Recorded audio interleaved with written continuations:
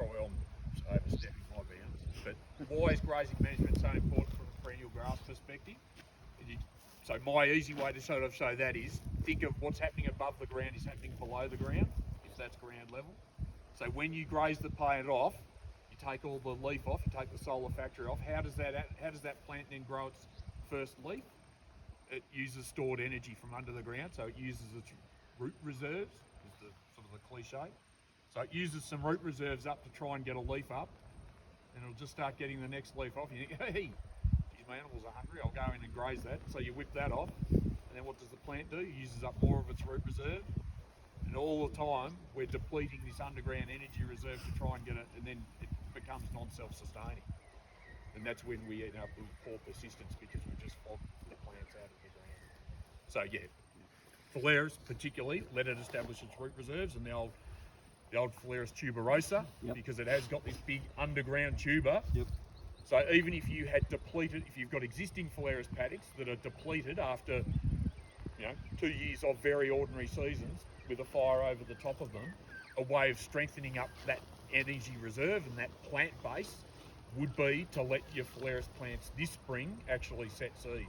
And you're not doing it from a seedling recruitment because I want X kilos of seed hitting the ground. Like, you'll get very little, unless you've got really specific management on top of it. You generally won't get many seedlings come from Phalaris seed in a pasture situation.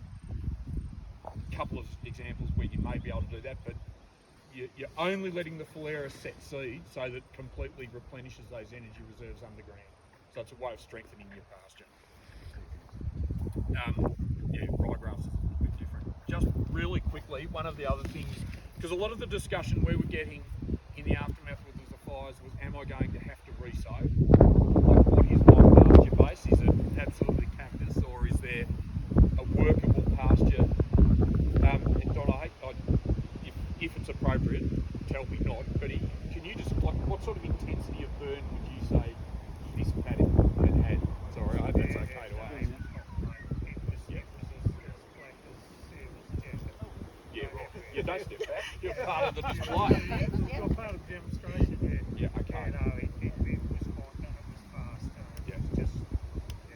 Because in the, one of, fair to say, Brad or not, but in the Upper Murray, one of the lessons from the 19 and 20 fires was, in the immediate aftermath, there was a repush. We need to reseed the whole Upper Murray, and it was very well intentioned and was a really good cause. But the reality would be, is this safe to say, probably nowhere near the percentage of farmers that thought they were going to have to resow actually did. So, and very much take the point that the perennials are the ones that best withstand, and then your sub-clovers withstand really well, as evidenced by what we can see here. But personally, I was probably surprised at the number of annual pasture bases that were able to recover to a satisfactory extent. And that's not to say that some of them don't need special loving through the winter and into that next spring.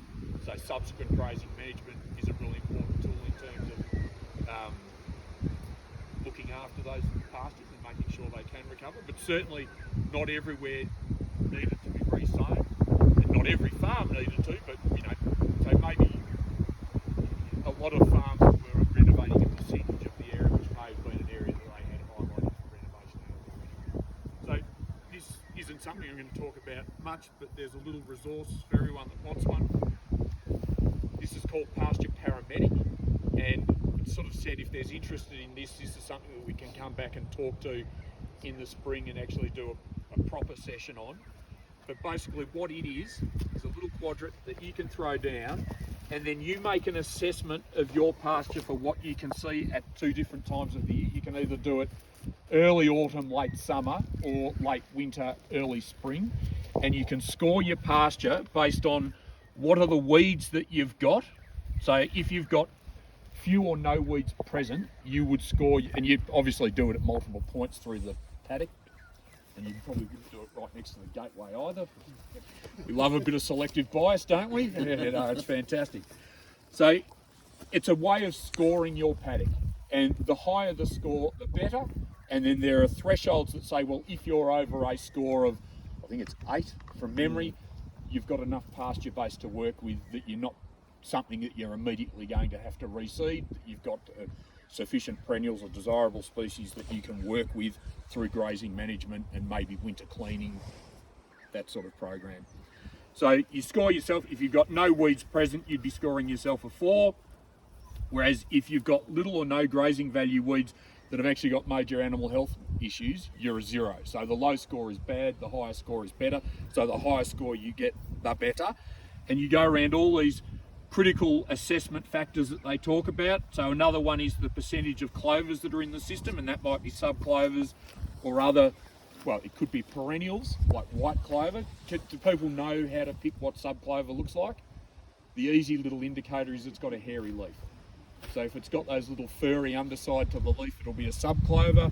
I don't. Do you grow much white clover up here? Can you get persistence out of perennials? If you, yeah. And I echo, like seriously, the only way you can make a, well, not the only way.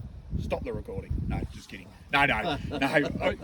Because do I want to be attached to this or not? I'd say the only way that you can have a really desirable high animal performing phalaris pasture is to have clover in it. Because the beauty of clover is not only does it generate nitrogen, which feeds your grasses, and I can't remember, I think it's for every 1% of clover in your pasture composition produces 5 kilos of nitrogen per year. So, you know, if you've got 10% clover, you're getting 50 kilos of nitrogen as a free kick pretty easily. So value that at urea at $950 a tonne or whatever. Like your clover's worth money too. Oh, if you can get it. Like, yeah, if you can get it. Yeah. Urea last year, or the last 2 years at $950 is still cheap feed. Like, we could do a costing later. It is cheap feed compared to buying grain or buying hay into the Upper Murray at $500 a tonne plus. And when you use urea, you're growing this stuff, which is really high quality, which we're going to talk about in a second. Anyway, from a pasture assessment perspective, so the percentage of clovers and what clover you've got is really important. The other thing that I reckon is pretty good to do if you're doing a spring, if we're revisiting this in the spring, is dig up your clovers and actually look for the nodules, which is what actually does the nitrogen fixing. So when you dig up the roots of clover, they're a fair bit smaller, but they should look like a little sack of potatoes growing off the roots, like they're the nodules. And so if you've got healthy clover, it should be bountiful. Like they should be really obvious little white nodes on the roots of your clover. And if you haven't got good node development on your clovers, and they're not actively fixing nitrogen, there are things you look at then. So that could be indicative of, say, a molybdenum or a trace element deficiency in your pastures. Clovers, sown perennial grasses like cockswood. So we're ticking every box under the sun because there's a high percentage of clovers there, of sown perennials. And then the other point that they talk about is, well, they talk about bare ground. The other one is, I'd say your management and what's your ability to actually manage over the top of these pastures with these controlled grazing versus just having it set stock. And the risk to set stocking is you're going to deplete the energy reserves of the plant. So you need to be able to give them some rest points. So you factor in those ones, and then you can score your paddock. And there's a little record book that you can keep track of what your scores have been. So there's one of the, this is actually, it's a one version, outdated one, but still pretty useful in the scheme of, I just need to get a benchmark on how my pastures are looking. This book goes into a bit more detail and provides the overview of that scoring system that we've only just touched on. But the other thing that it's really good for as well is it's got pretty good, because everyone gets very excited about, well, yeah, but what's that? What's that one? So species ID, which I don't know, I'm hopeless at. You would be great at it. But there's a good visual guide for most of the things that you're likely to encounter. To say, well, what is that? I know I used to do pasture assessments with a bloke on the first project I started the department with, and it was a mixed species grazing trial, and the mixed species, they were phalaris and cockswood pastures. And one of the key differences is it's the shade of green between the two, as well as the flat species. You know, this bloke would be a bit hard time. I couldn't pick him. He was great at it. He was colourblind. He's like, hey, you see, that was a different green. I've got no idea. Anyway, so there's the decision tree for the different assessment periods, and there is a little, as I say, a photo guide up the back in terms of what are you looking at, like what's barley grass, even to the point of like I've got ryegrass there. I can tell it's ryegrass because it's that nice green leaf and it's got 3 leaves actively growing, but is it annual or is it perennial? So there's some good little tips in there to help you identify what you're actually looking at. Is there an app with AI now able to take a photograph and tell you what's there? Probably is. It probably is. Yeah. Yeah. We're a little old school. I don't know, maybe that's what that's for. There is a QR code on it, so who knows? But this isn't the in-depth that had sort of soil tests recently, pre the burn. Brad's probably better experienced than I to talk to that, and never as I think well, it'd be a very but interesting from comparison. That's yeah. all. So I mean, do you want to talk to some of the Grasfert stuff from the Upper Murray? We did have some, Nick. I don't have the result, but we were just, it would be lucky or coincidence. Lucky, I'll call it coincidence then, that some soil testing pre and post fires. And but Nev sort of mentioned before, a lot of the nitrogen, some losses in nitrogen. The phosphorus and potassium sort of fairly residual, but it's like nitrogen goes oxide. And particularly in a hot burn, your phosphate will stay regardless. Your potassium may rise a little bit, but not a huge amount.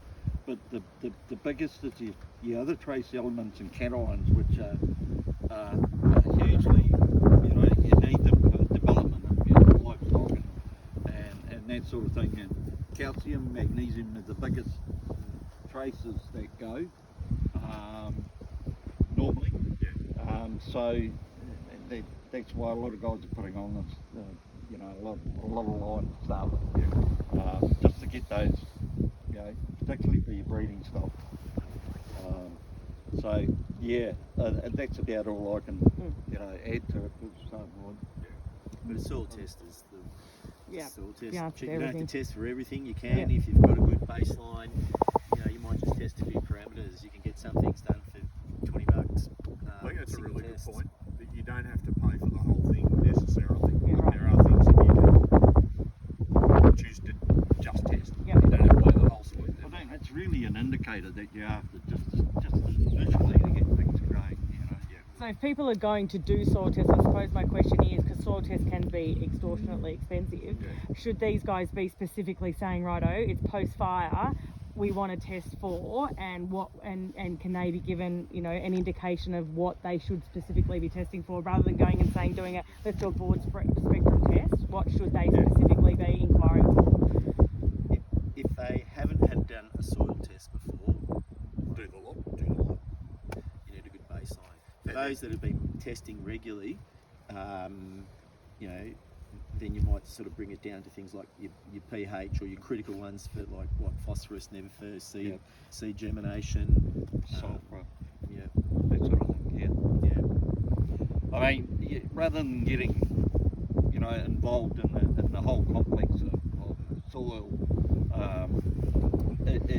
it's really, as I said before, it's something to start with. It gives you an idea on where you're at. Particularly the people that do regular soil tests, because they've got an idea where they were, but the next step is to, you're going to lose your nitrogen, like I said, and those other traces. It's actually what I need to do to get those back in, so I can get my clusters back into production. So I'll lean on my boss and say, if there's anyone here that has a soil test from last year on, say, 2 paddocks that were of maybe different intensity burns, like have you got a semi-recent soil test? So if there is anyone that has, come and see us after, because we might just be able to squeeze Brad for a couple of soil tests on paddocks where we can make that comparison. Because I can definitely get you the 2 that I'm doing tomorrow, when we get the before and after. And so we'll get some, that's at Terrap, so close enough, sort of. Yep. But if we could augment that with another couple from here, there's a fallen over. That's all right. So, it's cheap. Or if you know someone, if you've got a neighbour that, they're always soil testing, we'll chip in for 2 if we can get a look at the previous one. And it's probably like a lot of things, you don't want to guess. You know, whether it's feed testing, soil testing, you don't want to guess. Can that be my segue? Go. Can I wrap up my feed? Wrap us up, and then I think... No, we're not wrapping because we'll Not just wrapping go to Tony. Yeah. So just in terms of the feed planning and feed budgeting and for when animals get home, and just thinking about the animals in the system as well and meeting their requirements.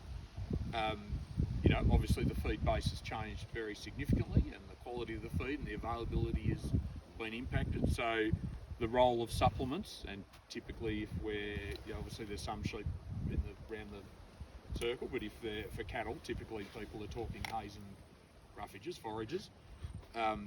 So just understanding a feed budget and trying to understand what your requirements are is really important. So I describe the feed budget is just like a financial budget, any budget. There's just two sides to the equation.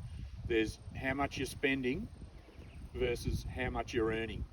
And when we're out of kilter, we sort of get into trouble potentially. So from a feed budget, just thinking about what animals have I got at home and what their daily requirements are versus what reserves that I've got in the hay shed so that I can meet those requirements. And then it's also being aware of, well, what are the implications if I'm under the odds? Like there might be some stock classes that you're happy to feed at close to what they need, but just under. You might be able to get away with that, but there'll be other stock classes that you can't do that to.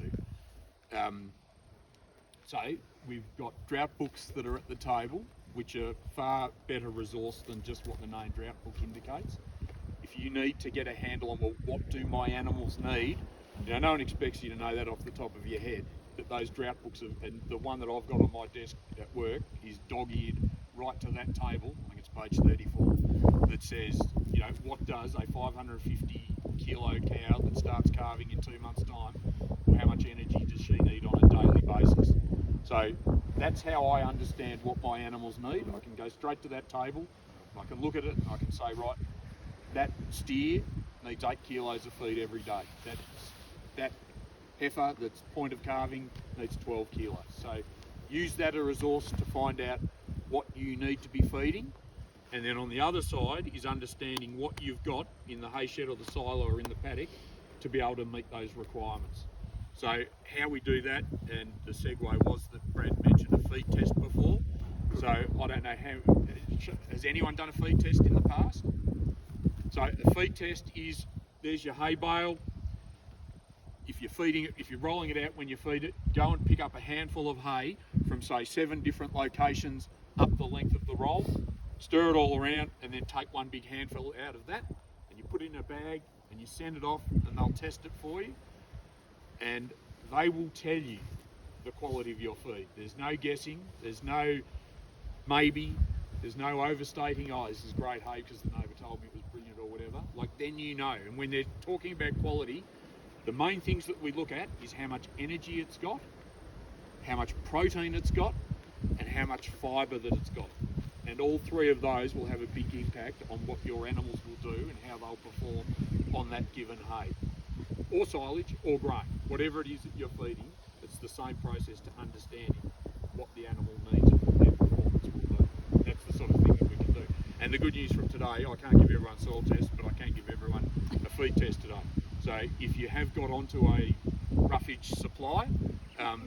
Have no idea what any of it's like. yeah, so When they perfect. donate it, it's Grab no good. grab a sample out of it, Yeah. and send it away, and we'll give you the kits today. So come and see me when we finish here. They'll be over at the back of the ute, and we'll go from there. But as a very quick demonstration, I need 2 steers.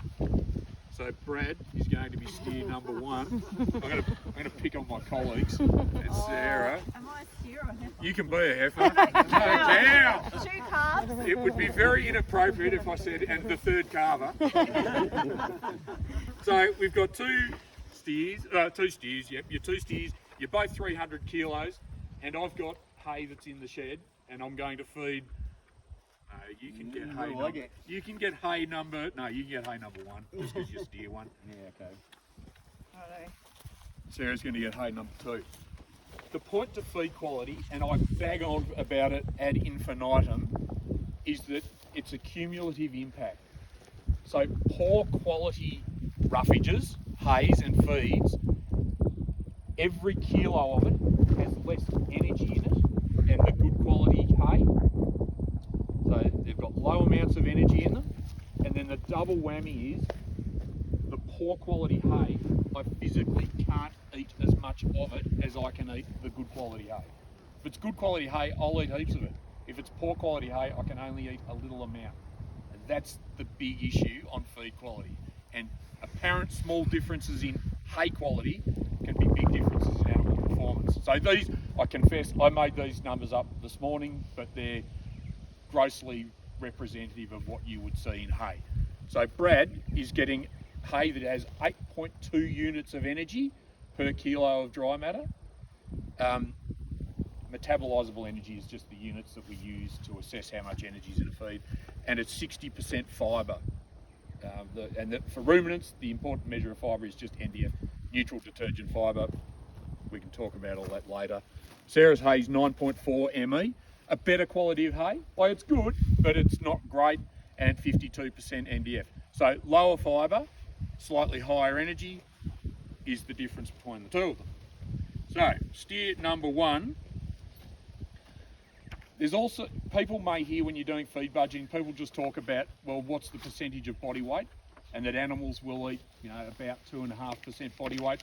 If they're in a feedlot and they're sheep and they're eating a high grain diet, they might be up to sort of 4% body weight. So people throw those sort of figures out of rules of thumb. The two things that will impact how much an animal can eat is the size of the animal and the amount of fibre that's in the feed and the amount of energy that's in the feed, but the fibre is the big ticket item. And it's just because you think of straw that's high fibre and, think of a chopped up bale of straw, long particle length. The animal takes that down, chews their cud, stirs it all up in the rumen, brings it up, chews their cud. That can't get out of the rumen until it's basically 2 millimetres long. So it takes, it's a long time.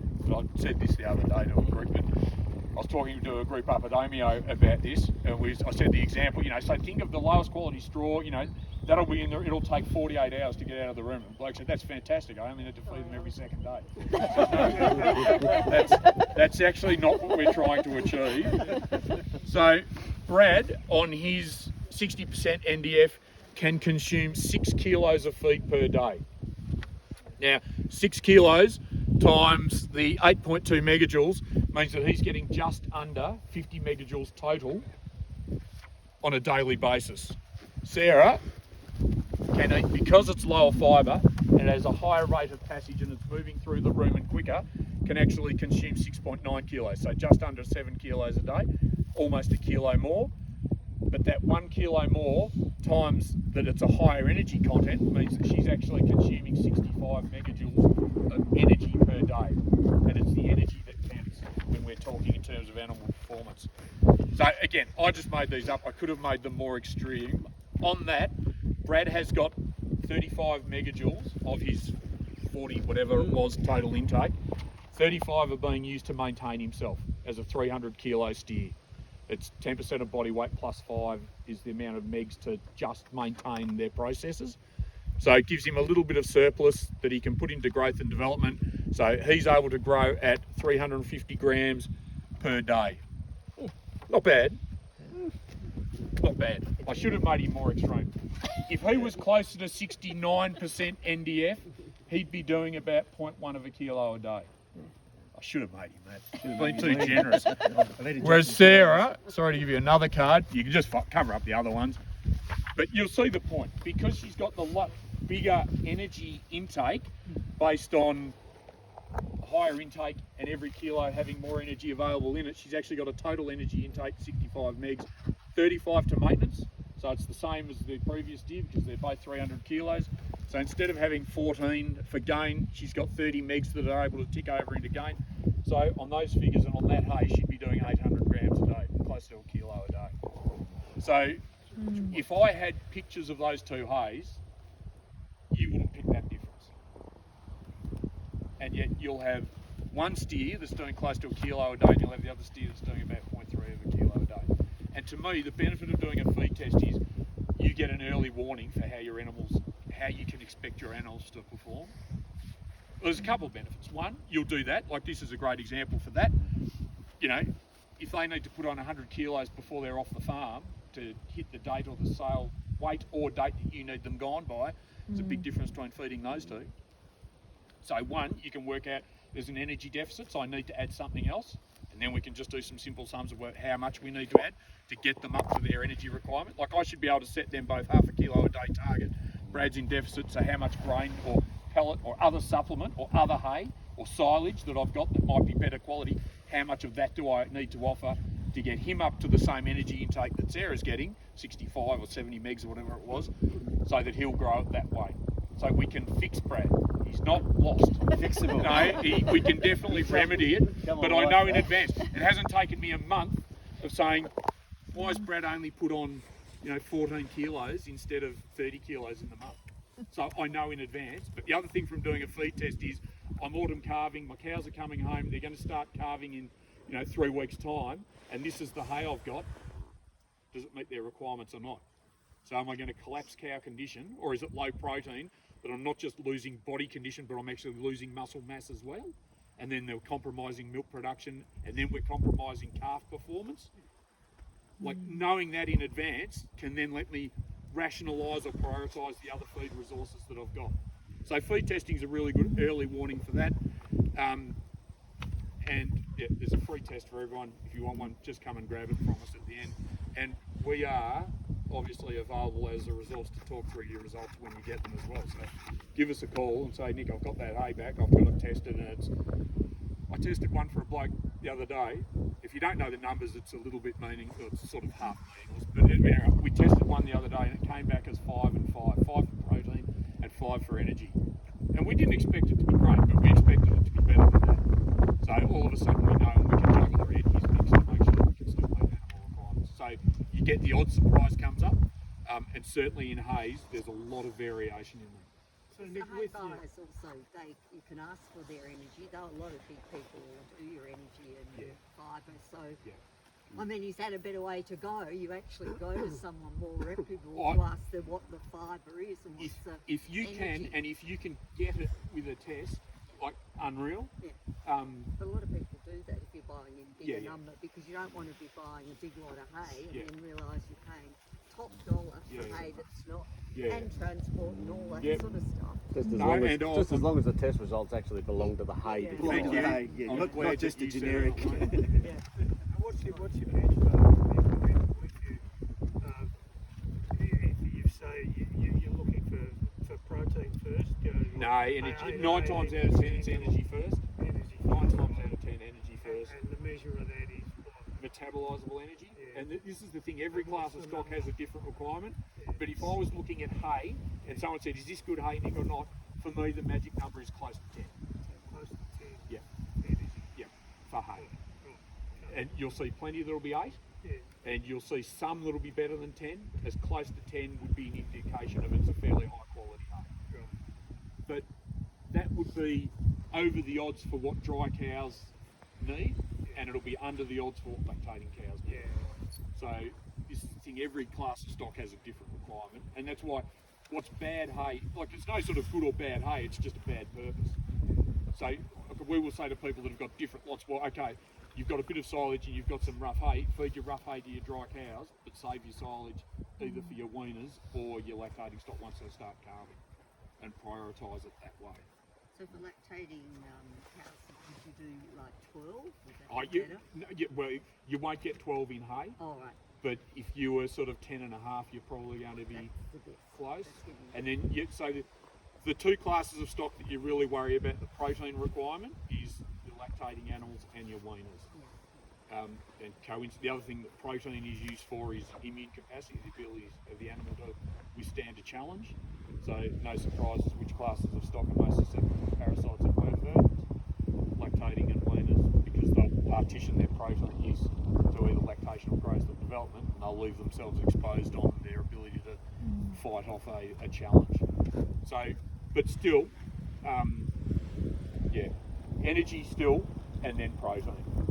But the big change in protein, like for your lactating cows, you're going to need protein closer to 15%, 14, 15%, whereas a dry cow might only need 8% protein. So they're the sort of realms of change. Yeah, so that's a very quick overview on the feed budgeting. Know what you need and know what you've got. The drought books can help with what you need, and doing a feed test is a really great way to understand what you've got. Yeah. And for anyone that's not here today, Nick, are those resources available through you guys, or are they available, you know? I can give you a limited number of feed tests. I'm more talking about the books and the feed Yeah, tests. yeah. Yeah, feed tests are great. Yeah, yeah. But the resources themselves. Yep, Yeah. absolutely. Yeah. Yep, and for people, we were talking apps before, people that are comfortable in the online environment, the Feeding Livestock website, if you just Google Feeding Livestock AgVic, it's got electronic versions of the drought books there, but it also has got ready reckoners that you can go straight to those tables that I'm talking about in terms of understanding energy and protein requirements of different stock classes. And there's lots of good tools in there. Like if you're doing some forward planning, I've worked out what I need today, I've worked out what I need for a week, and I want to scale that up to look, a month and a half out, 2 months. There's good tools for doing that sort of exercise as well.